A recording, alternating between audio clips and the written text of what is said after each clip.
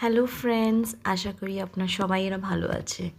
এখানে উড়িষ্যার একটা বিরাট বড় পর্ব থাকে প্রথমাষ্টমী, যেখানে বাড়ির যিনি বড় ছেলে আর মেয়ে হন ওনার পুজো হয়, আর মা লক্ষ্মী তার আগে তার যদি হলুদ পিঠে করা হয়, যেটা কি খুবই টেস্টি, হলুদ পাতাতে রান্নাটা হয়।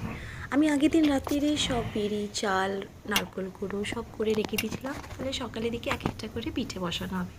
হলুদ পাতাতে পিঠেটা বসিয়ে তার ভেতরে নারকেল ফুল দিয়ে স্টিম করা হয়। অনেক সাথে 6-7টা কি 8টা আপনার যেমন জায়গা আছে ওরকম করে এক একটা করে ব্যাচ বসানো হয়।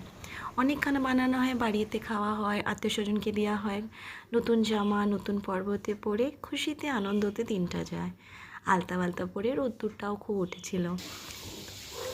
তলায় এসে ঠাকুরের সাথে আমি আবার প্রসাদ সব আনলাম।